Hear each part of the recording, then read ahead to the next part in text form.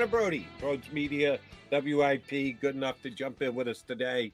Thank you, Brodes. Here's where I want to start with you today. John and I were just discussing before you came on. I know you heard at least part of it. On a scale of 0 to 10, 0 being the loss of Ben Simmons by the 76ers. Ooh, that is a 0. How will they ever get over that? 10 being drafting someone other than Jefferson. Yes, the Eagles took a wide receiver in the first round, not named Jefferson, a couple of years ago.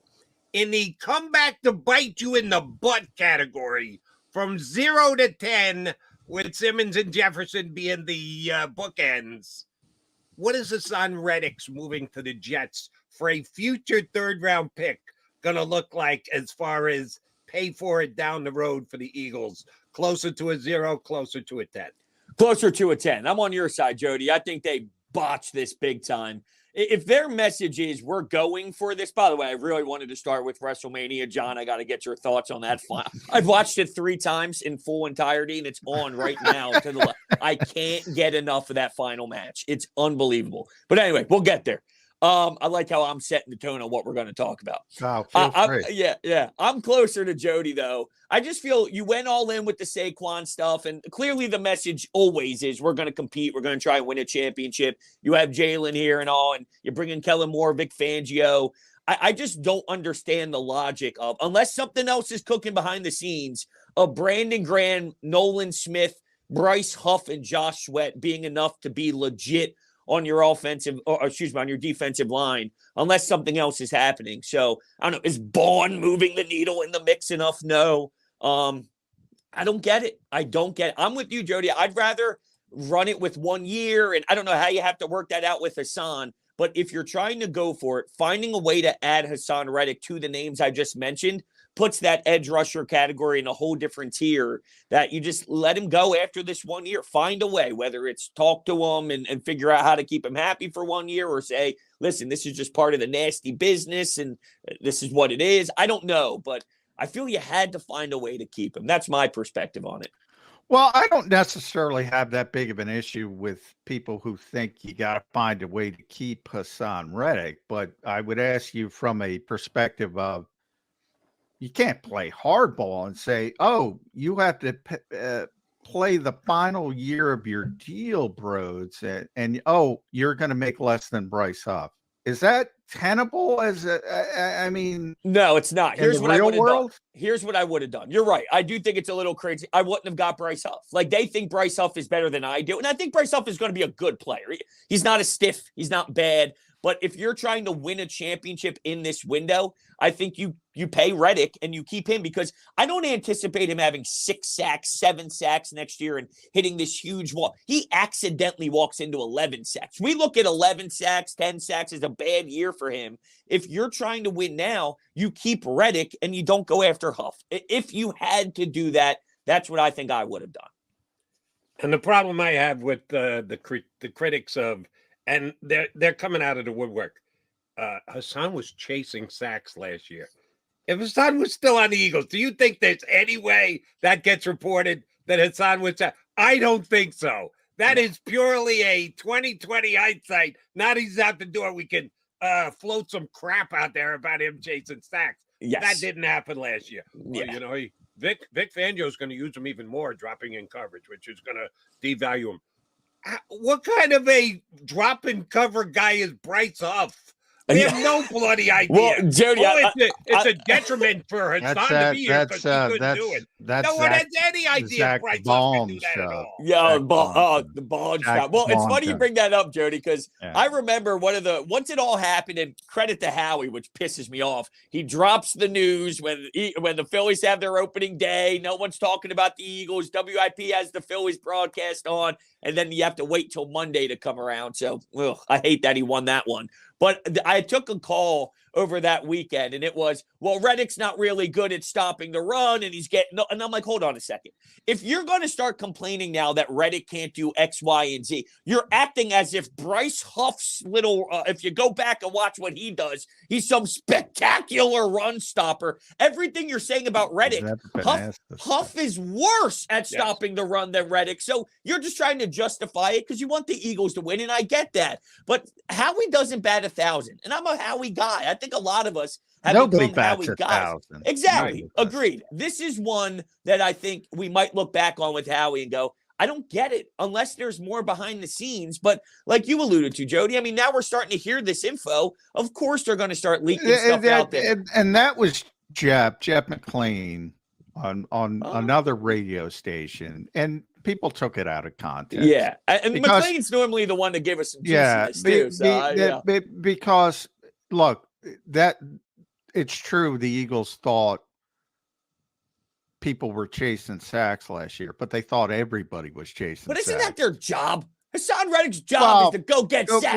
What? And this happened long before Haason left. The Eagles were very disappointed, I would say, about how their defensive front as a whole played down the stretch. Everybody was bad, but I said I think they were a little bit more disappointed with the defensive front simply because they're the ones with talent. The back seven, we all knew, well, they don't have much there. So I think they were more disappointed with the guys up front who should be able to, give you some more. And that was Haason Reddick and Jalen Carter and everybody else, and Josh Sweat, et cetera, et cetera, et cetera. So it was 100% true. And then the NFL as a whole, and Jim Schwartz used to talk about this all the time. I mean, pass rush is about discipline, and you got to keep your lanes, and you can't go freelancing and all that kind of crap. Stop paying guys on sacks then. I mean, they make millions of dollars, and they negotiate contracts on how many guys gets. So yeah, guys chase sacks. It's common sense. That's the way the league has set it up. You morons pay these guys to chase sacks, and then you complain about it. Yeah. Well, now you got the win rate, the quarterback rate. You're putting pressure on the quarterback. If they paid them on the win rates, yes, yeah, maybe that would help. Would would help discipline. Here's what bothers me too. And at the time, I remember saying if Nolan Smith is on the board with the first pick, this is before I knew that they could get Jalen Carter. I'm like, hey, he's coming out of Georgia, maybe a little undersized. So I get that. I wasn't even anti Nolan Smith at all at the time, if I'm being 1,000% transparent here. But to put that much stock into Nolan Smith next year, if you're trying to win, and that, of course, is the caveat here, I don't know. I just don't see him taking that level of a leap to be able to be a force, like a real legitimate force. If Reddick is there and it's Reddick, Huff, Sweat, BG, and Nolan Smith, I feel good. But the loss of Reddick in this whole thing, that's a lot of pressure for Nolan Smith to come in here and be excellent. I'm a little nervous. I'm especially in a position that they value. If this was about a linebacker, hey, they let TJ Edwards go. All right, I don't like it, but we get it. Or they let someone go out the door at a position that they don't really care about. Dude, this is what they're built on. They're built on the trenches. They're built on getting pressure. So for them to just sort of, why not let Josh Sweat go? Why not let Josh Sweat go and find a way to make it Reddick and Huff? My thing is, let it be Reddick and someone. One of those other two, whether it's Huff or Sweat, let them go do something else. But Reddick, I don't get it. I don't know what they saw here, but whatever. We'll wait and see what happened. Let's be honest. Josh Huff got paid $17 million, whereas they're holding the line with Reddick at 50 for one reason and one reason only. One number only, 4 years younger. That's it. Because you can't compare the two of them. Josh Reddick has had a career in the league. Haason Reddick. Josh Huff has had one season. One. And he's going to make more money than Reddick? 4 years. That's and it. He played, and what, we'll see if he's a better player next year. 42% of the snaps. Behind that logic, you have to believe Huff is going to be better than Haason Reddick because Haason's ready to drop off the table. He's 30 years old. You can't pay a 30-year-old $20 million per. We'll see if he drops off the table with the Jets. I'm suggesting he won't.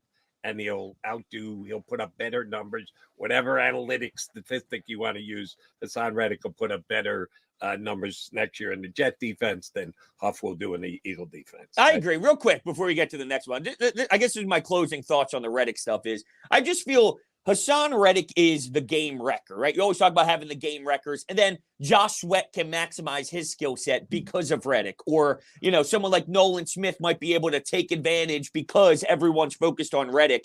Who on the line from a defensive end perspective is getting that much attention drawn? I don't think Sweat thrives because of Bryce Huff, or Nolan Smith will thrive because of Huff. I think Huff thrives because of what's around him, and he's good. He's a good player. I really don't want to make it seem like he's not going to make an impact because I think he will. But the attention that goes to Reddick, none of these guys right now as an edge gets that level of attention where the field can technically, in theory, open up for others. Is that fair to say? I think it's very fair to say, and that's cool. why. So Cody Rhodes now is the champion. Well, yeah, we'll do the segue. So Jordan Mailata's wife, Nikki, just posted something on Instagram. Jordan gave himself a headache cheering at WrestleMania Sunday yesterday. So there it is for you, Hunter. That's my segue. What did you think? Cody finished the story. Let's go. In the most overbooked, glorious nostalgia ending of all time. My takeaway is I'm so fucking pissed I went to Saturday. I am so mad I can't even explain to you in words how mad I am that I went to Saturday. You know who the biggest star though Saturday? You know who the biggest star was Saturday? Sami Zayn. Who was it? Rhea Ripley. I love Rhea. Oh, Rhea Ripley. Come on, now, baby. All right. Now I got two wrestling guys here because I got an argument about this yesterday. The leadoff match supposedly has extra gravitas to it. I think that's crap. How do you start what is going to be how many matches they run over the entire week? About 14? 13. The 2 days to about 13, 14. How do you start with that one? That's got the possibility of being the best match you're going to have all weekend. I understand story building, build up everything else. Cody got to finish the story. The best match, and it was, I thought, prior to and after the fact, was Rhea Ripley. Let's put her up there first and get it over and done with. Got to set the tone, idiotic. Man. It's just stupid. Well, it's just stupid. Well, Judy, what did they open with? Great. They ran a great weekend. It was great that it was here in Philadelphia. The fact that Rhea Ripley went first was just dumb. I'm old school. I'm old school, but I get what they're trying to do. They're trying to set the tone with something big to get the people fired up. And they did with Rhea. And they had the live, her band, whatever it's called. They're from Scranton, by the way. I think it's Motionless in White. Did the live entrance. So it was phenomenal. The whole thing. She's unbelievable. For the first time, I might say, you know what? The biggest star and that might be a woman at some point because she's that big of a star. And then they opened Sunday with Seth and Drew, same thing, because they want to come out hot and they get the people fired up. Now on Saturday, the problem was you were there, Hunter. It was freezing. It was brutal. I know. And much nicer day on Sunday. So I think that helped out. But they also had, look, for everyone knocking the crowd in Philly on Saturday and all, they didn't give us anything. If they gave us The Undertaker choke slamming The Rock in the middle of the ring, I promise you it'll sound like it did on Sunday, regardless of the weather. I actually thought it was a little disappointing-ish until Sami Zayn. Nothing changed the WWE universe until that, like the tag titles in the ladder match, fine moments, but the Judgment Day dropping it didn't really you know? Other than Rhea, I'm with you. Yeah. I think it should be one day, but I agree. I said the same thing. If you could get rid of the Rey Mysterio, Santos Escobar, that's when you go to the bank. Get rid of Jason Johnson. You can't eliminate that one, Hunter. Why? Why not? Get Lane Johnson. You don't get Jason Kelsey. Find another one to throw them in there. Yeah. Maybe they could win the tag team titles. And then by the way, on Saturday night, you're underselling.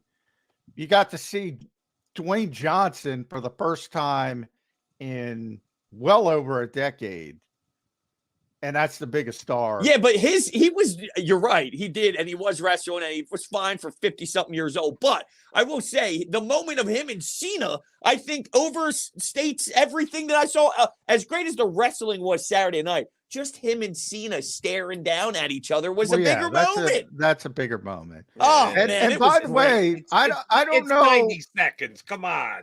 Rock wrestled for 45 minutes on Saturday. Hey, 90 seconds is a long time, Jody. Not when you. And by the way, I think 45 minutes I was expecting Stone Cold Steve Austin to be the final, and I think, and I'm not reporting this, but I think Stone Cold is so old school. I think it was holding him up for a bigger payday at the end. I think that was his spot, the Undertaker spot.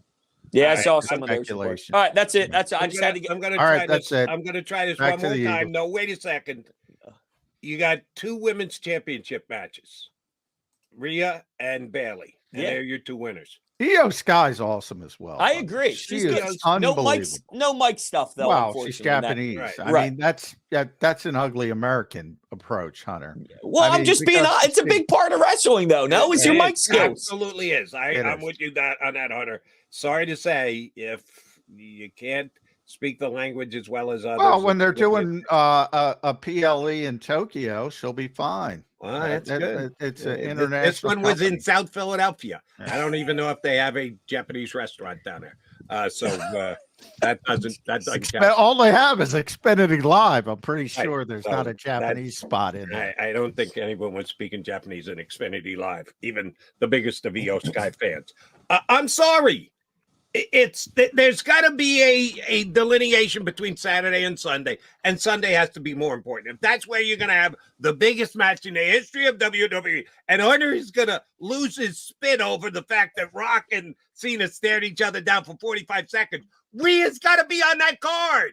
Rhea's got to be in the spot where Bayley fought Io Sky. Let Bayley open up this stupid weekend. Let her go first. Get her out of the way. You can't use your best wrestler, your biggest star first when you're going to run. Well, you're trying to weigh it a little bit. You know, Sunday's bigger because it gets the main event, but you're trying to give the Saturday people something, and that's why you give them the bigger women's match. You charge them less. You charge more for Sunday. You know, Sunday. Well, here's how you do it. You make it one day again, but you know it makes too much money. Both you guys are trying to cut it back to one. They're not happening. If anything, it's financial reality of that has it's going 3 days. Yeah, 3 days. It's the NFL model. They know they can squeeze the juice out of the lemon. But anyway, it was great, and it's awesome that it was here. And the amount of people that I feel are going to jump into wrestling because of what happened yesterday it's By the getting hot way, in the I've streets. never seen, Hunter, so many champions in my life. Grown men walking around with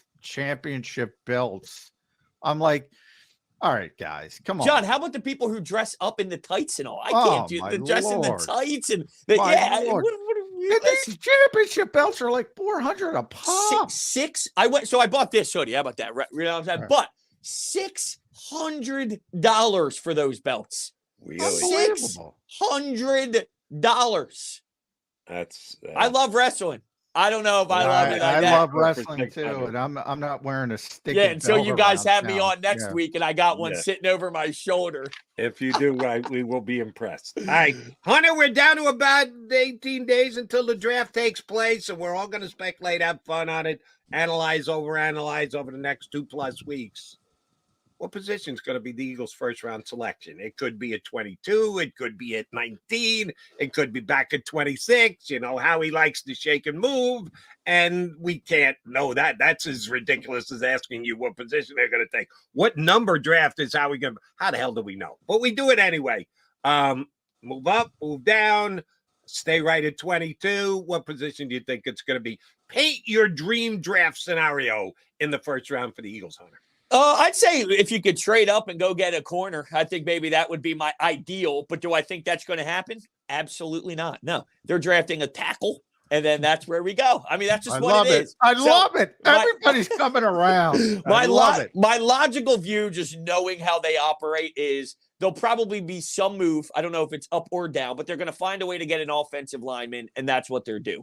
What I want them to do, though, I prefer maybe trying to get creative to get something super young, talented that you can. And this is the thing. They always find great corners, but maybe not in the draft. They'll go get their Darius Slay. They'll find a way to make it happen. But I think it's time to get a staple back there, a young player. I know Cooper DeJean is a name that popping, but do you move him to safety? Is he going to play corner? I don't know. But I would like to try and find something young, flashy that you can build around in your secondary. That's what I prefer, but that's probably lower on the list if I'm in Howie Roseman's room. Yeah. Do you think the re-signing of Maddox actually has an effect on that? That because they've got him in till he goes out with another injury, but on paper he's healthy today, so he's part of the mix and probably going to run with the ones at the first practice that John McMullen shows up at, which will not be here in actually short order. Do you think that can affect the difference between going O-line and cornerback because they got Maddox re-signed? In theory, I don't, only because it's a slot corner, right? So I don't think that they're going to say, hey, we got a slot corner, therefore we're not going to go draft. Slot corner allows them to move Rodgers back outside if he ever gets reinstated. That's true. I keep forgetting about Isaiah Rodgers because he wasn't there, and they're definitely big on him. So you're right. Maybe, and that's probably part of the philosophy on why they won't go that route, because they feel, hey, we already sort of solidified that in Isaiah Rodgers. So maybe it did. Devontae Maddox stuff, I'm with you again, Jerry. I feel nervous about the injury. I like the amount of money. I get that it's a calculated risk. My big thing is you better have a backup plan ready. I don't want to hear afterwards, hey, injuries really killed us. And once Devontae really killed you, I could have told you 7 months ago that this was going to happen. Right. So you got to have a good backup plan. But I'm okay with trying it and figuring you can give it a shot. It's comfortable. He's been here, blah, blah, blah. But you got to be ready for it. But yeah, I guess you're right. With the Isaiah Rodgers thing, I don't know if they ever envisioned him playing in the slot with Devontae Maddox not here. I know, wasn't Howie asked if Bradbury might move into the slot, and then he kind of shut that down and said more God outside. Yeah. Sean Desai's out on the other coast. You don't have to worry about that. Yeah, so I don't know. I don't know if it impacts it, but I guess if you lay out the Isaiah Rodgers factor, maybe it did. At Brodes 81, the great Hunter Brody. Listen to him, Sports Radio WIP, Brodes Media, all over the place. Does a tremendous job. I'll end it. Let's lean in. I'm a Roman Reigns guy, but I accepted going into Sunday night that Cody was going to finish his stupid story. Not happy about it, but that's where we are in life. The more people accept Howie Roseman taking an offensive lineman like you have, and so many people are coming around, that's what the Eagles do. Maybe he throws the curveball. Maybe it's helping. Maybe he does something weird. Maybe it's a corner. Maybe it's a third receiver. Maybe it's Brian Thomas. How about that? LSU. Not wishful thinking. Wishful thinking. Yeah. I'm saying like, hey, that intrigues, but I don't know if that's really going to happen. Come on. What is it? Mims? Is that where we're going? Amarius Mims. There we go. In Mims. That's a very Eaglesy pick, bro. The absolute best thing that can happen for John McMullen, Jody McDonald, Hunter Brody, and Sports Talk, wherever it may be, YouTube, radio, podcast, wherever else, that if somehow the best tight end who's come out in the draft in a decade falls to number 22. If Brock Bowers is there at 22, and you know what the commentary will be on TV, why is he falling? What do we not know? And someone will come up with something that isn't necessarily true, but they'll float it out there. I have him ranked as the third best player in the draft. My overall ranking, just talent, positions be damned, no extra evaluation for quarterback. I think he's the third best player in the draft. If you can get him at 22, how do you not take him if you're the Philadelphia Eagles, Brody? No, you would. No, I mean, look, if their draft board's set up and they have him as fourth or fifth best, and you're at 22, and the offensive lineman's 16 on their board and he's 5, they'll snag him. They're not afraid. Look, we did the Ertz Goddard thing. They're not afraid. We'll see a little 12 personnel. That's what we'd be breaking down. 13 personnel, 11 personnel, 12 personnel. Let's get this thing rocking. Barkley needs more touches. Run the ball. The whole thing's going to be great. That's what we talk. But then there would be the people going, you saw last year's defense. Bradbury's back. Right, He wasn't moved. How do you taking- go tight end? You're taking a positional player who you've got a Pro Bowl level player already at after that year's defensive collapse. Oh, it'll be great for all. But that means second round or whatever is lineman. So that means tight end line. Then you're not getting your first defensive player until a minimum the third round. How juicy. That'll be fun. Hunter, always a pleasure, brother. Thank you very much for hopping in tonight. Glad you had such fun at WrestleMania this week. Remember, next time, 20 years from now, when it comes back again, hold out for Sunday. You got to put the money aside, a little bit more expensive. Hold out for Sunday. Don't go Saturday night. Actually devastated. When I heard The Undertaker go, I said, I screwed up. I screwed up. Very disappointed. This will be, I told my wife too. She doesn't get it. She's not in a restaurant. I'm like, listen, for the rest of my life, whenever this moment's talked about, the first thing I say is I screwed up that weekend. Like that is engraved into this moment is because I had the option. Hey, you want to go Saturday, Sunday? Saturday. I don't got to worry about work. Idiot. The only bigger idiot than you is the WWE for not having Rhea Ripley's on Sunday card. Well, you can take that up with Triple H. You saw Rhea Ripley and be thankful for it. That's right. I wish she was doing what she did to Jax, though. No, you know what I'm saying? Did you happen to see that video? Low stink base. I know what you're saying. Yeah. It's a shame she didn't do that to Section 117. She went viral for a certain attribute that she Section 117, row 26, seat 3. You know what I'm saying? Like, come on, Triple H. Brody, you're the best. Thanks, all right, brother. see you guys. Thanks, bud. See you. Hunter Brody, WIP.